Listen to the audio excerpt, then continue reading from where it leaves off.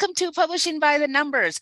It is the end of April, and hopefully by now, as you guys know, we record in the past, and so a couple days ago, I got like 20 inches of snow at my house in April. I'm hoping by now that we are now to April 23rd and that there's no snow anymore. So hopefully you're having a wonderful spring day. This is episode 28, and we are going to be dealing with International Man of Mystery, Johnny Worthen. Hello, Johnny. Oh, hi, people. Hi, how you doing? We're doing great. I'm here with my two amazing co-hosts, CJ and Naya. Hi, CJ. Hi, guys. And Virginia Anderson. Hello. That's not me. I don't know where you are. Exactly. It's good to have everybody back in the saddle again. So, as everyone knows, this month we have been talking about mystery. That's been our theme of the month. So we've talked a little bit about some tropes. We've had a couple of interviews, and this is our next one. So we're going to read a background for Johnny Worthen, and you'll see why it is that we've invited him to come and talk to us today. So here we go. Johnny Worthen is an award-winning, multiple-genre, tie-dye wearing author of Voyager, not Voyeur, possibly both, but I'm not going to go there, and Damn Fine Human Being. Trained in literary criticism and cultural studies, he writes upmarket fiction, long and short, indie and traditional, mentors others where he can, and teaches writing at the University of Utah. Johnny's endearing comedy mystery sleuth, Tony Flaner, returns in his most recent adventure, The Hermit of Bighorn County. Of Civilized Saved and Savages, Book 2 in the Flaner Series is an epic tale in the vein of Frank Herbert's Dune. I've read the first one. It's really good. And launches January 10th, 2023, which means it's launched. It's available from Flame Tree Press. Like Johnny's many other titles, it is available wherever better books are sold. Welcome to the show, Johnny. Thanks for having me. Yay. Hey, we are very excited about this. I had a rule that I would never actually go on any podcast that would have me as a guest. I'm sorry, but that happened. That's fine. It takes all kinds, and we interview all kinds, so it's all good. I'm good with that. So what can I do for you? All right. Well, I've known Johnny for a long time, so I know some of the in and outs of how his brain works, which means that I'm going to turn the questions over to the two of you guys first, and then we'll see where that goes. So, Virginia, I know you've been chomping at the bit to get into a really deep mystery discussions. Why don't you take it away and ask our first question? What do you want to know that is going on in Johnny's brain that he can help you understand? There's nothing that I do not want to know. It's finally my moment. So these two had their February entirely dedicated to their romance thing that I have no idea what's going on, to the point I've decided that that's it. I'm not going to even participate and pretend, because so I love this genre, mystery. It's I think probably a little bit more when I was younger than now, because I'm a little bit twisted. I like tortured situation where there's a little bit of blood, a little bit of death, a missing arm, a missing head. I like that. But mystery is still a genre that I really, really enjoy, and it gives me also the ideas that I cannot implement in real life, but it provides relief. So we're going to talk about mystery tropes and things like that later on. But I'm really interested in starting from the beginning. Like, if this is a genre that I want to get into, where do I start? Oh, that's a good point. Okay. Mysteries. I love mystery for the same reason. Mystery is actually something I found a little later. I was reading science fiction as a kid, and then later got into mystery because I realized about every story is a mystery. It's like romance. I agree with you. I don't understand the whole book set on romance. I mean, it's a thing. And to parallel the two genres, there are parallels insofar as they're both very formulaic, right? You have the pieces in a romance. You have the ending, which is happily ever after, or happily ever after for now. Correct me if I'm wrong. Otherwise, it's a love story or something else.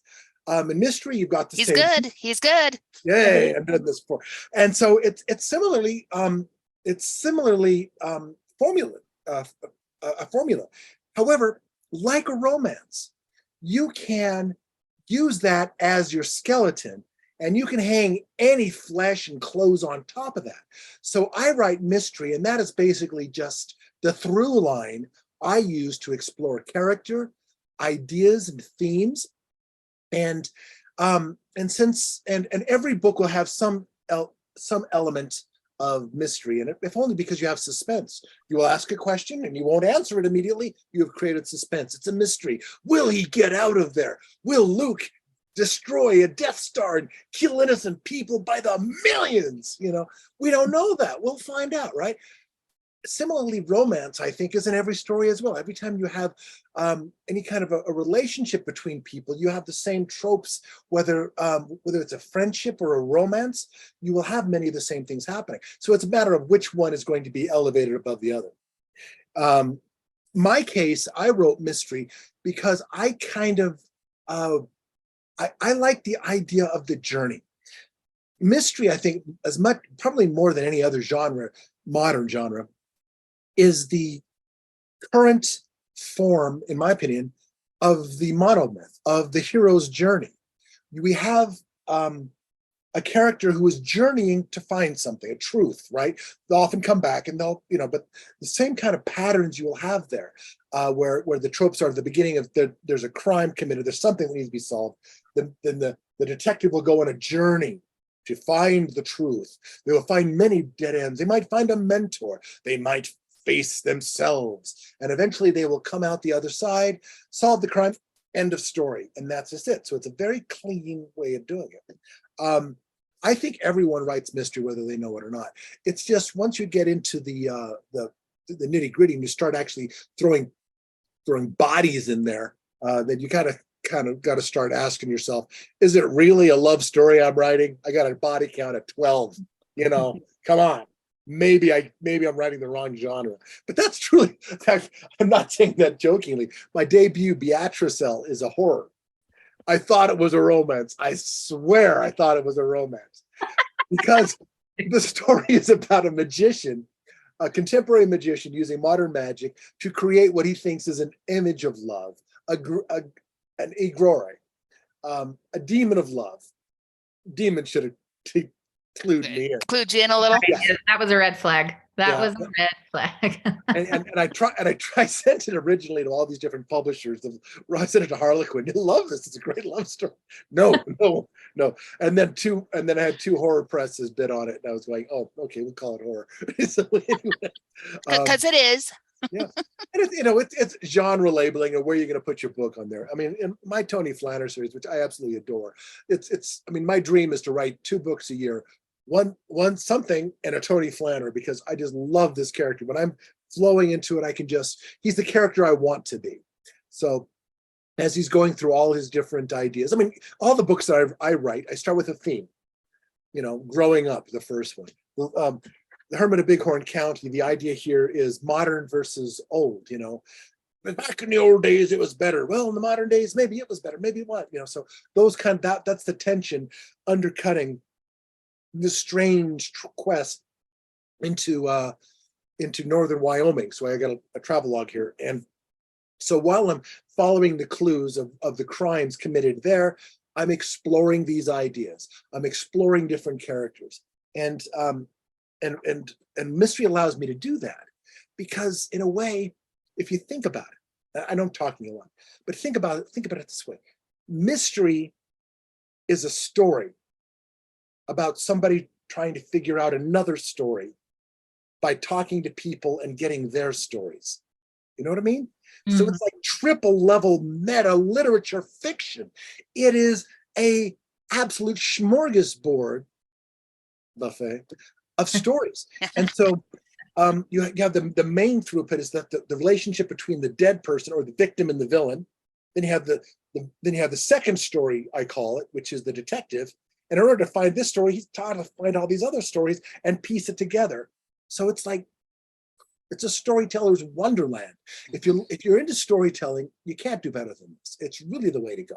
So I totally go for it. Go for it. How do you, so you said that you started with a theme. How do you plan? Like, do you have is it like a mind map? You put things on a blank piece of paper, or how does it work? Or is it you using any Yeah, software, or are you more like a free flow kind of things? Text me. Sorry. Well, for me, there are many different directions. No two projects have been the same. Usually, the idea of a theme is central to my writing style. I have a character setting, plot, all those things, but I have to add the fourth level of scene. And if that, I mean, of theme, and if that doesn't come out, I got nowhere to go. I'm not writing about anything. One of the first bits of really valuable information I got was write your book about something, and a theme allows me to have a book about something. So in the case, what I often do is I've had a long outline. I just kind of outline it out. I never begin a story without knowing how it ends, period, end of story. I know who did it, and I know why. That seldom changes, but how they get caught sometimes does. It becomes a moving target. But I believe if you write a story, particularly writers who make a mystery, I assume you've talked about the difference between pantsers and plotters, right? Yeah. A pantser writes by the seat of their pants. They're inspiration writers. They wait for the muse to come, and then they write, and they never finish anything. And then you have the plotters who will make a 10-page plot for a 2-page story. The outliners, and I don't do that. I once outlined a whole story, and by the time I started writing it, it had lost all of its love, all of its magic. It's still a good story, but it's not there. So now I give myself a lot of room in between. So I'll make scene lists, and I'll make suspect outlines, and then I'll mix them together. In The Hermit, for example, I knew what the crime was, I knew who did it, and I knew why they did it. I knew the pieces I need to add into it. That mix, I had to make a list of suspects. I had to make a list of who they are and what their secrets are, because that's really the story. I think in a mystery, everyone should have. So the detective, while they're trying to find the one secret, which is the murder, might uncover, corporate malfeasance, an adulterous relationship, a drug smuggling operation, a poodle farm, all these terrible things that just come up. And those kind of clues I will then intermix as it comes in. So a list of characters and what their secrets are. Their names are very important. A scene map. And then if I have a scene outline of maybe 10 or 12 different scenes that I need to get started with, I will probably get started and feel the story out a little bit and then build it out often. Sometimes we'll have a lot more than that. Sometimes I will just, with Tony, it's easy because Tony Flaner is my detective, and I cheat with him because Flaner comes from the French meaning lounger or lazy, the wanderer. So when you're reading Tony Flaner, you're gonna go off on tangents, he just starts feeling sorry for himself, whatever. So those kind of things allow me to get some subplots going into it. But the main plot of who did it and why and what the order of the clues come out, I don't know. I know I have to have a scene where this is discovered. I know I have to have a scene where that discovers. I'll have a list of them, and I'll try to get to them, and then I'll get to here and realize, I'll go around this one and I'll come back to it. That kind of thing often works for me. The ones that I've actually, I'm going to try my next book. I'm going to try the new process of actually having a serious, strong outline of all the points, but it won't be a mystery necessarily. I don't know what the book is. I think it's going to be a revenge thriller. Ooh, vengeance. Vengeance is mine. I love it. Yeah, all right, but CJ, you get to answer. You get to ask a question now. never start a mystery without knowing who did it, because it'll show. It'll show. That was actually my question. I was like, can you write a mystery? Because it seems like what you're actually doing is you're kind of reverse engineering this process. And then, you're starting at the end and knowing who done it, why they did it, how they did it. And then it's almost like you need to go backwards a little bit as far as events go. Do you find yourself writing the story backwards ever? You kind of have to. And I started doing this way because it seemed comfortable and honest to me. And it became evident to me that this was the only true, safe way of doing it when I read authors and watched television shows that the author didn't know who did it until the end. Watch Broadchurch with David Tennant if you don't know what I'm talking about. Every episode is wonderful and a fulfilling moment in itself. But when you get to the mystery, they could have just pulled a name out of a hat. It would have been just as rewarding. So I felt let down. So yeah, you have to start where it is. And then if I've known, I guess it's possible to change who did it later if you get a better suspect, but that doesn't make any sense. But think of all the rewriting you have to do. Yeah. I mean, you need to be able to put those clues in there. You need, okay, case in point. Think about the mystery, because remember, mysteries in every story. Think about the mystery of Severus Snape through the Harry Potter series. Now, whether we love J.K. Rowling or not, this Potter series is seminal. And the character is actually consistent throughout the entire series when we find out his secret. His secret is he loved Harry's mother. And he was actually always, every single time, whether we liked it or not, whether Harry believed it or not, Snape was always doing the right thing, even when he did the worst thing ever. So in a way, you can't rewrite that. And particularly when you're writing something long, like a 7-book series or something like that, even a novel or a short story, you can't retcon too much, George Lucas. It just looks bad, So it's a good idea to have some idea of who they are. And then it's actually easier. I think it's easier and it's more honest because it shows. It's like world building, right? If you fantasy and science fiction writers, I write sci-fi, I love sci-fi. Fantasy, I'm trying to get into. Anyway, long story short, the world builders, you can't put the whole world on the page. You try, and that's the first thing your editor goes, I have no idea why you need to tell us about the dancing traditions of the lower swamp people. You just don't need that, So, but you have that in your mind. And like Tolkien's Silmarillion, when he got to writing the Lord of the Rings, the fact that it existed in his mind meant that he was true to it. Everywhere that came up, it was true because it was already written in the back. You can always go back to it. And that's the same thing when you're writing mysteries. If you know the truth, it'll always be there. And you don't have to go back to it, because the worst thing you can do to a mystery reader is disappoint them at the end with a bullshit ending. With a bad ending. Because they'll see through it. It's like you felt gypped.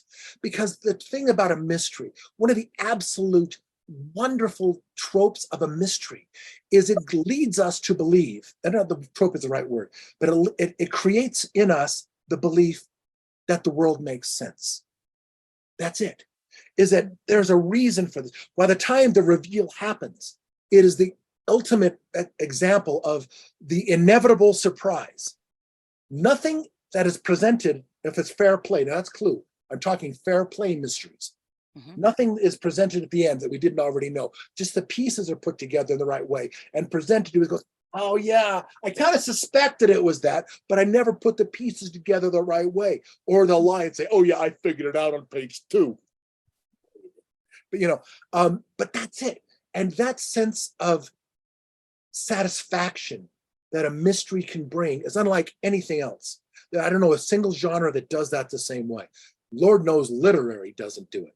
But okay, well, we're talking about tropes. If I can make the point here.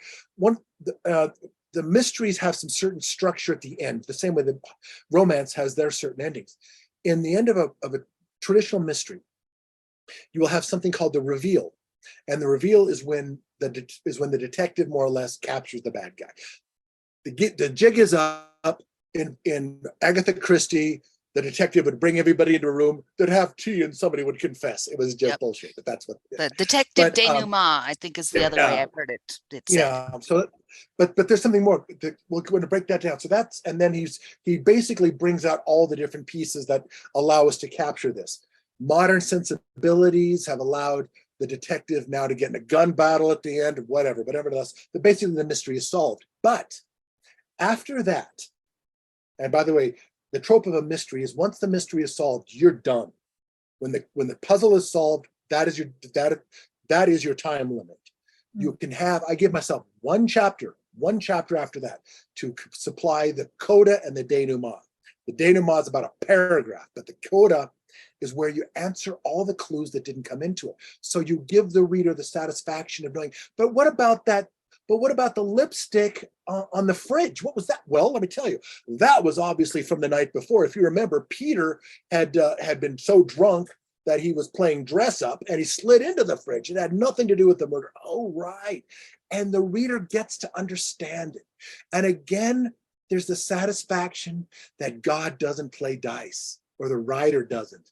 And that to me is why I love mysteries so much. Good mysteries. And I've read some bad ones where, okay, all right, it's this guy. Why? I don't know, because that guy wasn't available for filming this week. I don't know. So that to me is important. And then the denouement is just basically how you push it off. But those little moments are basically the payoff. If you think of it as it's a puzzle, it was called a literary puzzle, and it wasn't even considered literature until the late 40s and 50s. Before that, it was pulp. It was the equivalent of, it was one step above comic books. So, yeah, I rant. And that's we like when you rant, because for once it's not me, which is great. So I remember when I, at very young age, when I started reading all those Hercule Poirot, Miss Marple, and all that. This is the reward at the end, when Hercule Poirot is gathering everyone in the same room and it's going to make the reveal. Me as a reader, I'm like, no, I know it. And I'm going through the same clues, and I'm trying to figure out if I can just be one step ahead of Hercule Poirot for the grand finale. And usually, no, I'm not, because I'm not smart enough. And Agatha Christie is pretty crafty, that little woman. And it is it, and you have almost this. Oh, but I knew it. Why I didn't just? Oh, but of course, and that's the satisfaction. And then I remember I couldn't wait to get on to the next one, because I just want to get again into that puzzle and then solving this thing and see if I can be one step ahead of the final page. So because you said that mystery, it's quite formulated genre, and what I know from a reader's point of view, I know what makes, for me, a good mystery and versus a bad one. From a writer's point of view, what do you think? Because since it's quite formulated, where you think that the writer can have that creative freedom to make a story, a good story, a good mystery story, versus just a very formulated, very predictable one? Well, that's kind of the writing, where the writing hits the road. A good mystery to me would have, first of all, you have a very interesting sleuth. You need a good sleuth. And the sleuth doesn't have to be a detective. The sleuth doesn't have to be a cop. Sometimes the sleuth is just, lately, it's somebody who bakes cookies and people keep dying. Or it's a very old mystery writer living in Maine, and all her friends keep dying and nobody figures it out. Has anybody talked to Angela Lansbury? Since she got here, half the town is dead. I'm sorry. No. So anyway, but it happens. It's true, especially in, that's cozy to a T. It's what they expect. It's what it is. It's fun, which is cozy, which is good, because the cozy's idea is that it's the mystery, it's the fun of it, and it's a game, and that's how you can take it. Mysteries can be a game. The gimmicks are very big in this genre, unlike most genres I've never seen. I don't know if there's a romance genre where we're going to stop middle of the book and we're going to give you a recipe to make a lemon fondue. Hold on, hold your sleuthing.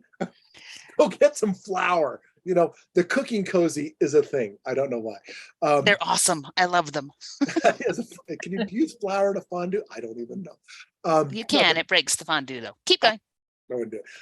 So I don't know. I think a good mystery, but keep in mind is that the mystery is the armature, right?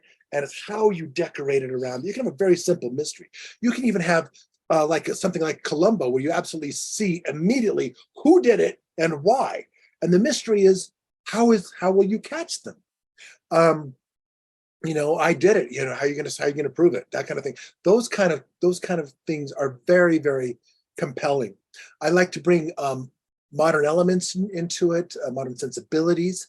That everybody's always trying to find new twists on this, where you have let's see, new technologies, or you have very, very flawed character, Gone Girl, Woman on a Train, two recent notable books where there's not a single character that you would want to know, let alone would slow down if they were jaywalking. You just plow them all. They're all worthless, meaningless, horrible human beings, but you read about them because we like train wrecks. And that's the compelling idea behind that. Sex sells, violence sells. The evolution of it is just kind of find your own voice. My selling point is my mysteries are generally pretty straightforward. When you get down to it, there's only like 6 different reasons people kill: greed, revenge, lust, greed. Yeah. As soon as you make a will, theme you're here. a dead man. Agatha Christie, man, I just feel sorry for people who have a luncheon after making a new will, with Hercule Poirot or Miss Marple. Somebody's doomed at that point. You're done. But yeah, so there's not that many new motives. So it's just how you mix it. The same story has been told a million times. What's the difference? How is it done? It's a convention to show the villain early in the book, and how you hide that. Not always. You can go on trope. Sometimes to Agatha Christie had eventually made Poirot the killer. Mhm. That was a twist. Got to find new ways. So I don't know. It's difficult to say what makes a good one or what makes a bad one. Mine are great. Everybody else is kind of lower on a tier. There's So Raymond Chandler, kind of down. Oh, there we go. Dashiell Hammett rolls in his grave. But no, it's I think one of the things that I think makes for a good mystery is always fair play. And we talked about Agatha Christie because she is the queen of the genre, though she wasn't she's, in a way I could almost say, we could point to Arthur Conan Doyle, but it actually originated from Edgar Allan Poe. But anyway, nevertheless. But Agatha wasn't always fair play. She wasn't. Sometimes she would throw clues in at the last minute. Oh, by the way, I meant to mention, I found a bloody sock in your shoe. Well, you could have told us, And, I've seen television series do this. Longmire was great. And then something happened. And then a fax would come at the last commercial break and break the case. I stopped watching. Now, fair play means that the detective and the reader are privy to the same information.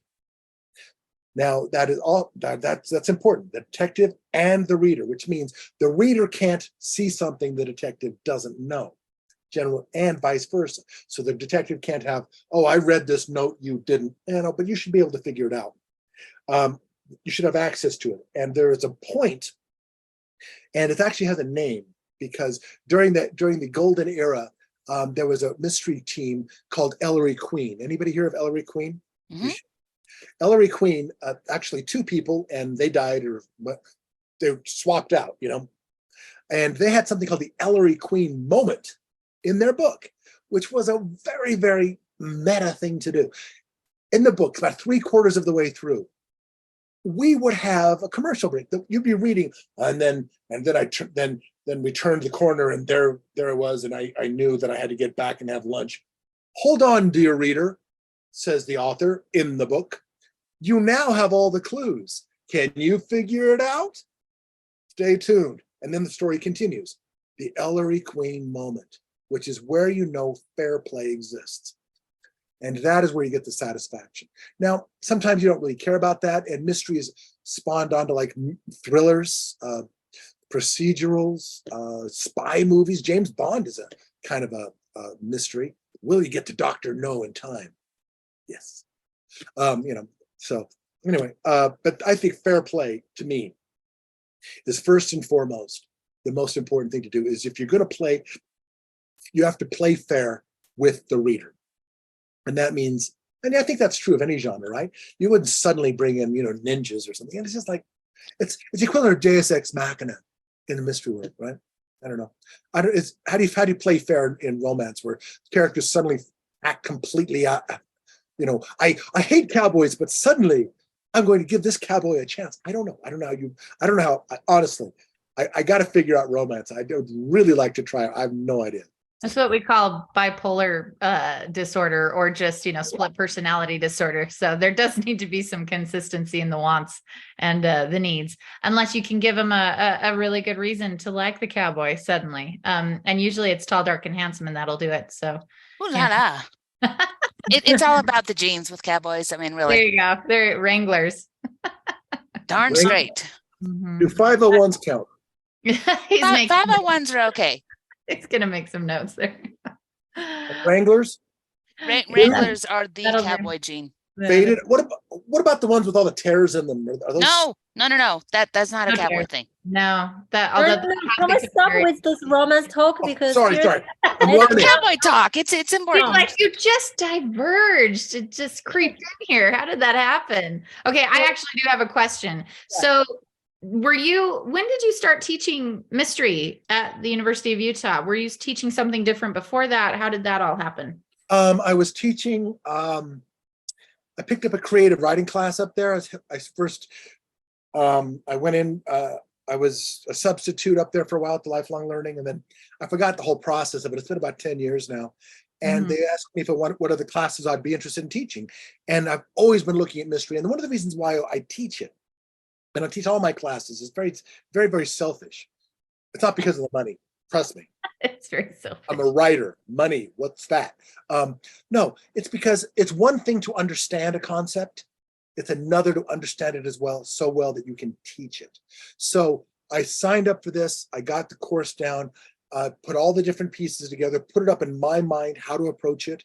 And it became basically a class on pre-writing, because I wanted to, if you take my course, it's 6 weeks, well, 7, because by the last time we have a movie, which is fun, movie night, drinks and popcorn,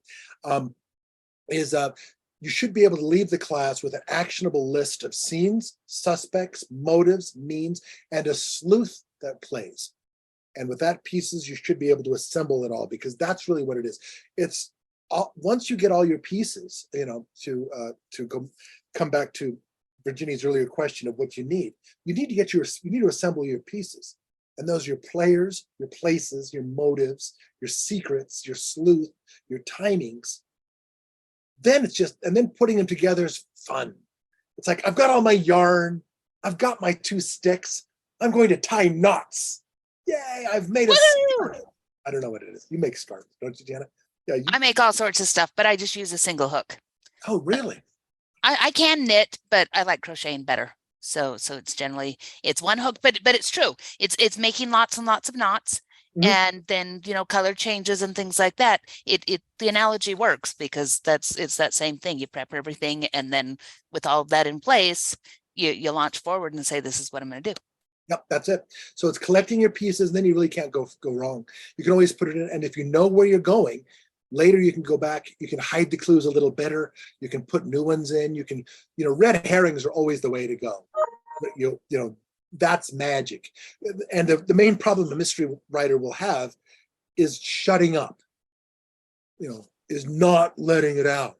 And so you gotta drop it in and get distracted by, Count Chocula over there, whoever you knew your suspect is of the day, and keep that going and just drop small clues here and there. But then there comes a moment about 80% of the way through, so okay, enough subterfuge. Now the detective's going to focus in the right direction, and I can take them. And then that's just, you can't fail there. I love that moment. I think, the beginning, which is always fun, it's the honeymoon. The muddled middle, this is the muddled middle. And then toward the end, when you can release the reins, you can let the horses run, and all the clues, you don't have to hide the clues anymore. The detective can now start putting things together, starts asking the right questions to the right people, and then finds a climax, sometimes involving explosions and fire, sometimes involving a little baby goat about to be sacrificed on the altar by Satanists. That's my new one. I just finished it yesterday. Poor baby. It's so great. And then you let go, and then it's absolutely fun. But you got to be so aware. You got to be really into your story to know that. You got to have all your characters. So get your pieces in there. Know who they are. Then you can do it. Why would they lie? Everybody lies. Everybody has a secret. So it's the writing experience is easier because though you're having to deliberately not tell something which just goes against everything a writer's supposed to do. I have something I want to tell you, but I can't yet. So how do you overcome that terrible, that's a pain. Well, you tell them this story instead. You tell them the story about this character's dubious dealings with the IRS, or this character who's secretly having an affair with this particular billionaire while his wife is having an affair with this movie star while this movie star was unconscious. That's quite the affair. Yeah, it's on film. I show it to you. I got a link. So, no, but that's just it. It's the mystery writer's conundrum for me anyway. It's always the struggle. It's the tension in my own writing of not being able to say what I know already is, and that's why I think answers think they have it better because they don't have that tension. They can follow any particular thread, but it shows. It shows because the promise you make to the reader is that everything in this book is here for a reason. Last week we did last time we did an introduction onto mystery and how often mystery and thriller and suspense is all kind of grouped in together because you can find all the three elements within the same book. And I feel that with a thriller you can take more liberty in terms of, you know, the character's development. So by that I mean, for example, I've read thrillers where I actually developed some sort of empathy for the killer. I knew at the end I knew actually quite early on this is the killer, but yet how the reason why they do what they do, and it's almost a little bit like a philosophical questioning that I'm going through, which is, I think, for the traditional mystery book, that's not really what I'm after. For the traditional mystery, I'm just after a puzzle. I want to solve that puzzle, and that's all what I'm interested in. So in terms of, because you're talking about the main character, be it, you know, a detective or old lady baking cookies, what is the weight that you put on that main character? Like how much of development you actually give to that person? I mean, even if you look at Hercule Poirot, he has a very specific line of traits. Like some people think he's very arrogant. People think he's just very snobbish. You know, he's very particular in the way how he does the things he does. Like in just like traditional mystery, how important is it to develop that character? It's consider the Marvel movies. All right, now one of the things that mystery does is that it really opens itself to series, and in which case your character has their origin story, and at that moment that character is the center. That's the last time. After that, the villain now takes center stage. We've seen how Spider-Man became Spider-Man. Now it's Doc Ock. Now it's the Green Goblin. Now it's, who else does he fight? Sandman. All these different Vulture. Things. Pardon? Vulture. Vulture. In the movies, it's Vulture that comes next. Yeah. Okay. Vulture's right. Sandman's there too. No, it's Vulture. Anyway, right. But yeah, Sandman shows up later. That's okay. So character development over multiple books is tricky in mystery because each one should be a self-contained unit for the most part. You don't have to do that. My character, Tony Flaner, does develop a little bit. At least his relationships change as he goes. But you can still pick up any book in any order and read it and love it and enjoy it and leave me very positive reviews wherever better reviews are stored. But your main character, that's why it is so important to have a really solid detective, a sleuth, right? Because they will interact, and if they're interesting and they should have other things going on, they can have their own little subplots. But like at the end of the show, Homer Simpson is Homer Simpson is Homer Simpson. Poirot is Poirot. Sherlock Holmes does not have an epiphany at the end of every single mystery. Oh, I'm now going to go join the convent. Convent? You mean, I hope you didn't mean convent, right? Holmes, we need to talk. That's not what it is. That's okay. That's perfectly fine. But other things can be explored. So your detective or your sleuth doesn't need to have an absolute huge character arc every single story. They can. Harlan Coben's character of Meyer Bolitar. Sleuth is a sports agent. Then at the end he's just a do-gooder. But anyway, and that's what draws them into the mystery. So the first thing is your sleuth has to have a reason to be involved, and that's trickier than you think. Somebody dead in your coffee shop might not necessarily mean that you're going to just break into people's houses. All right.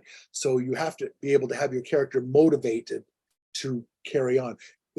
Tony Flaner, his first case, he was motivated by, he was accused of the crime. He had to save himself. Later, then he became a private investigator.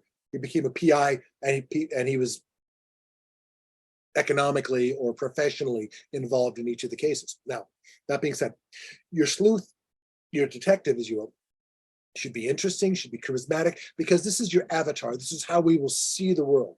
Maybe they have a team.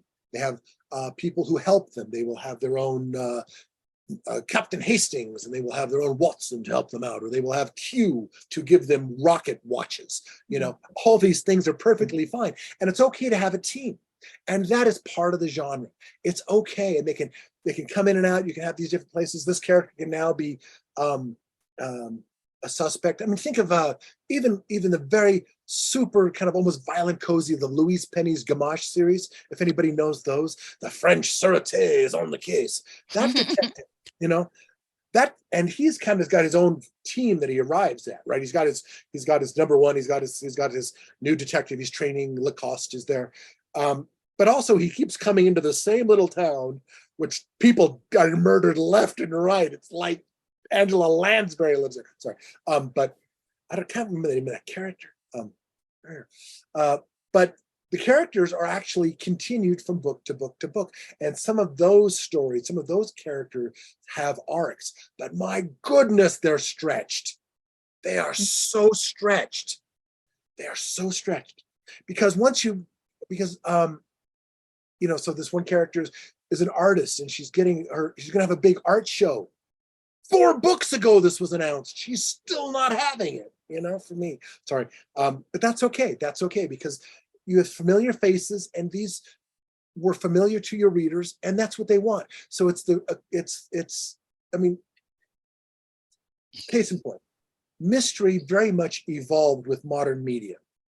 It was, when it was born, it went into, by the time it took off, which is Sir Arthur Conan Doyle, it was in England, and we had a literate society for the first time in England, and they had cheap magazines, and they ate them up. By the time Agatha Christie took over, we have cheap books, and people ate them up. Then it moved to paperbacks in America, they ate them up. And then Agatha Christie went on to the plays, onto the stage, ate them up. In America, we went onto the radio, people ate them up. Then we went into the silver screen, and noir was made for this. They ate them up. Television ate them up. There has never been a moment of broadcasting, since broadcasting began to have regular scheduling, that mystery was not present to this day, all the way. And it's okay, because we have familiar characters. We know how they react. Sometimes they'll be tested. Sometimes we'll learn new things about them, but it's okay, because they are a familiar surrogate to carry us through it. So have a cool detective, make it good, put some thought to it. Maybe they're a cook. Maybe they raise puppies. That's fine. But that could be interesting enough. Mine's a comic. I have some other ideas for other sleuths, but that's the one I have. I have one sleuth, a young adult sleuth I'm working on, and her, she's an orphan, because you can't have parents and young adults. I don't know why, but you can't. At least I don't. And her superpower is she's a liar. She lies. So she's great. That's her superpower. Virginia, you're getting dreamy-eyed. Are you falling in love on screen? I'm sorry. I tell. No, I'm so like I have a million questions. Let me just quick. I know that you're going to say we have to wrap it up, and I'm just going we are getting towards that time, but that doesn't mean we can't have Johnny back. So go ahead. Let me squeeze in one more in, and this is more as author. You know, I mean, at least for me, one of my goal is to have raving fans to get them coming back and wanting more and more and more. How do you, because how many books are you writing? Are you publishing a year? At this moment, I've written 23 books. 17 of them have seen publication. The Tony Flaner series went indie, but actually this year it was acquired by Wolfpack Press in Las Vegas, and they bought the whole catalog plus the next one. So happy. Yeah, it's publish or perish a bit. I do one mystery a year. Okay. So this is really, really good example. How do you keep them interested? Because, you know, attention span is so short and people are like every day we're bombarded with new shiny things and coming back. How do you keep them coming back and wanting more but still, you know, patient enough to allow you the space to create and publish your new books? How can you? Don't know. No. That most honest answer ever on the podcast. Do the best you can. You hope for the best. That's all I can do. I mean, my mysteries, my characters, I mean, the book has been called voice driven, not character driven, not plot driven, voice driven. You got to get into Tony's sarcastic bullshit brain. I keep using that word. Mm-hmm. Sorry, CJ. Go to edit me. I don't know. No, we can use that one. That's one of those mild side ones. Yeah. Well, how about no? No. Let's see, but that's something else. Tony is I wrote.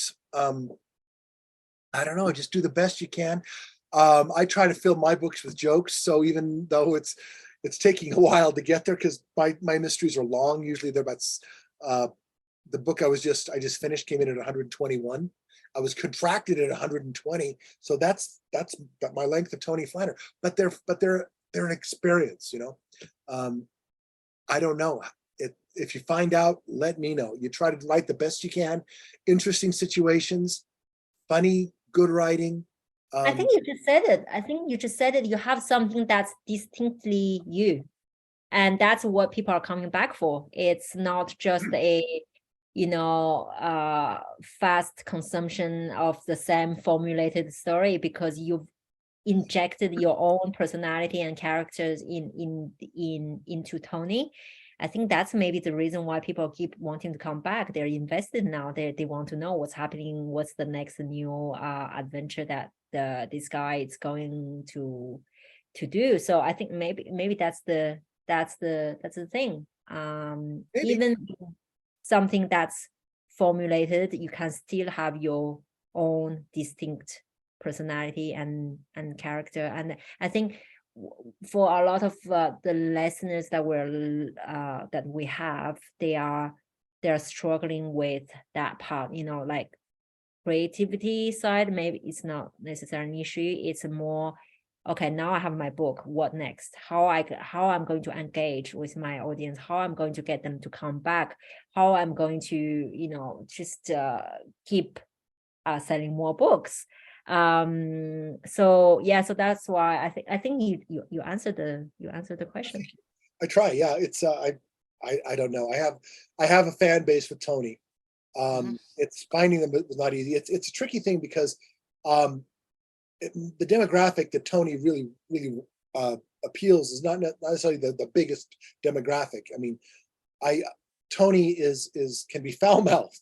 You know, there's at least one character in the book that's her defining characteristic is she's a little 4'4" comic that looks like an elf, and she can swear so badly that sailors cry, and I put that on paper, so you got to be ready for that, right?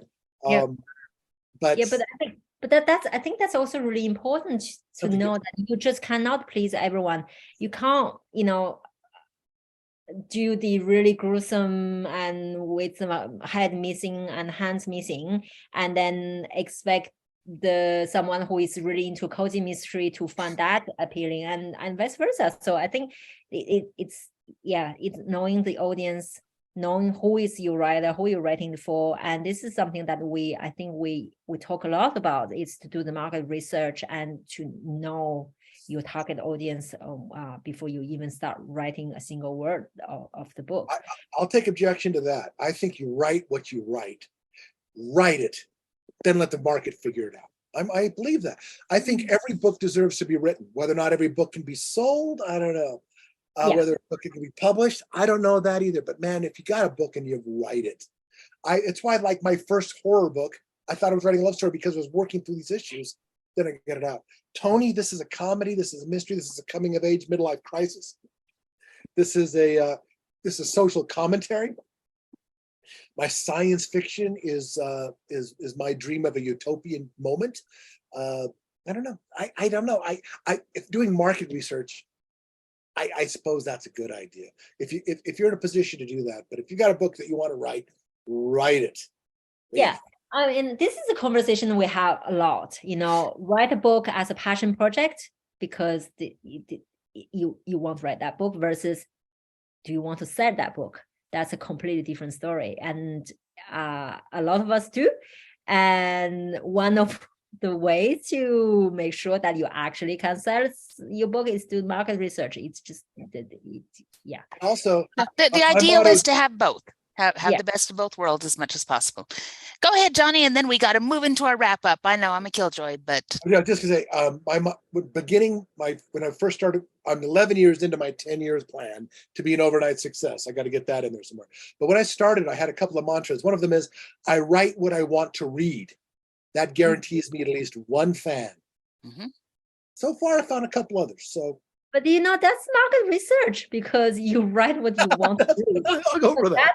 I'll go for that. Yeah. That is totally a thing. All right, guys. Well, we have come to one of my favorite parts of the show. And this is our moment of absolute irrelevancy. So now we're all going to share something going on that is completely irrelevant to what we've been talking about, unless it happens to be relevant. And in that case, it's irrelevancy. And CJ, why don't you go first? Okay, so I do not have any pug stories. Sorry. I'm sure that something will happen tomorrow and I'll save it for later. But this weekend, I just need to rub it in everyone's face. I'm going to Disneyland with my children and it's going to be fabulous. And this is a neener moment. And that's really all. That's all that I wanted to say, because I do love you. I do love all of you and I want to bring you with me, but also neener. And that's all. Oh, good. Daggers right through the heart, one of my favorite places on earth, and she's going without me. All right, please save me. What is irrelevant in your world? Okay, all right. You know how I have a bit of an obsessive compulsive personality, and then when I'm onto something, I'm onto something. So we're going to move house very soon. So I start packing, and one of my very favorite thing is box. I love boxes. I love containers. I love all shape of them. I don't need them, but I just love them. I collect them and they're just sitting in boxes. So just in case I need box. And while I'm unpacking all my boxes out of boxes, I was like, okay, let's also go start cleaning a little bit. And then that's getting me into another round of obsessive behavior. And that's where I renewed my passion with bleach. So I was bleaching the entire house, the shit out of the entire house, like literally. So I think that SHIT word is very appropriate. So I'm bleaching, and I bleached my clothes as well. Oops. Yeah, so that was just, oh well. So now my next project is maybe I'm going to bleach my clothes completely because it's bleached partially. So maybe I'm just going to bleach it completely and see how it goes. So that was my totally irrelevant, very stress relieving exercise. So but Johnny, we kept the best for the last. What's your irrelevant moment? Let's see. I have a friend who does sewage repair in Anaheim, and I'm going to have him. And he tells me that next week they're going to shut down all of Disneyland for this, and fix the sewers. So Oh, rude, that's kind of rude. irrelevant, but it's kind of. I'm sorry. CJ will figure it out anyway. So yeah, She'll be the fine. whole sewer pipes all over running. Oh, terrible. Anaheim will be over. My cats are so sick of being inside that they'll look out the window at the snow and hiss at it. Yeah. Yeah. Yeah. They might have got I'm that with from your me. cats. Oh no. Oh my gosh. Yeah. And Jenna, let's give us let's relieve the bar. Oh, you want me to raise the bar here? Yeah. So my relevant moment is that I spent spring break down in St. George with my family. It was slightly less snowy there. We actually found some spring blossoms. Those blossoms should have been springing about a month ago, but we found some. And I got to have just the most fun with my little grandson down there because the child is now mobile. He has discovered how to crawl. So he crawls around everything and he's doing the pulling himself up and the little bum dance that they do with the little diaper and everything because they can stand, but he's not confident enough to let go. So we are now counting down to how long before he takes those first steps because he's this close. And I almost got him. And his mother's been very, very careful about not wanting to give the kid a lot of sugar in this first year. She knows it's a losing battle sooner or later because boys, but for this first year, she's been really careful. And I had this whole container of jelly beans that I was walking around and sharing with people. And my grandson's standing right there, holding on to one thing and just about to walk. And she says, okay, if you can get him to walk, you can give him one of those jelly beans. And I tried for about 20 minutes before he totally lost interest. And we came so, so close, but he did not take his first steps for jelly beans. So I'm going to keep trying, though, because I still have the jelly beans. They're coming back over a little bit later. And we're going to see if we can get this kid to walk for jelly beans. And then my son and his wife are doomed because the child will be fully mobile. And it's that whole thing about we wait for so long for them to do things like walking and running and talking and things like that. And then we spend most of the rest of their lives wishing they would stop or at least slow down a little bit. So that's my irrelevancy. I had a great time with my grandson and I have the greatest picture of my husband with the grandson asleep on his chest because there is no way, and he's asleep too. Because it's really, really hard to stay awake when you have a warm, comfortable sleeping baby on you. And I'm like, that's the best Sunday that you could spend is sleeping there with your grandson. It was very, very adorable. So, Johnny, thank you so much for coming. Like I said, we're going to have you back because you have lots and lots of information to share and you do it in such a fun way.